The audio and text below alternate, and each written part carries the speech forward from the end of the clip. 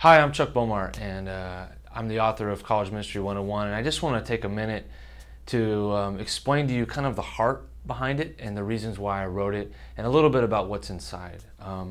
It's no surprise that there's not a lot of resources for ministry to college-age people, especially in the local church.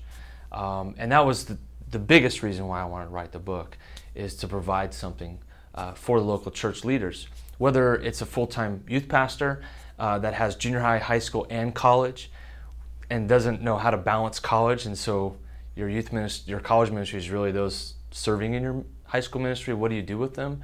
Or maybe you're just a volunteer and you have 6 college students over your house every week, and you're trying to figure out, is what I'm doing valid?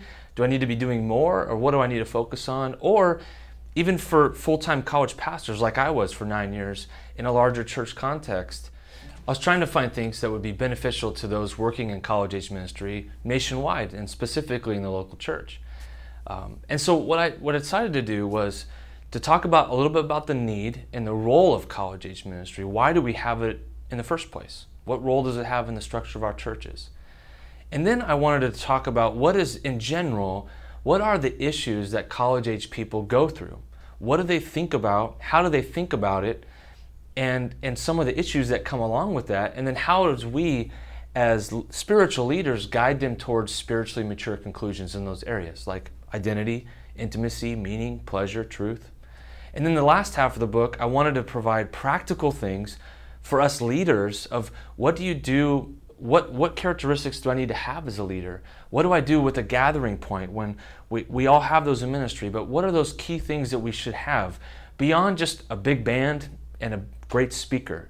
What are those things that we can do from on the church campus or in a home? What are those universal things? I want to talk about teaching philosophy and discipleship philosophy. What are those questions we need to be asking college-age people to help them think through those things that they naturally think through anyway, but in a way that guides them towards biblically mature conclusions themselves.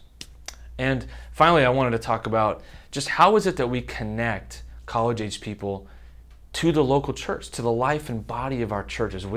Most churches anyway, have that gap in their church between those that graduate high school and then older believers. And what do we do? How do we connect that? And so that's College Ministry 101. And that's the heart of it, and that's why I wrote it. So I hope it's a help to you and to your ministry.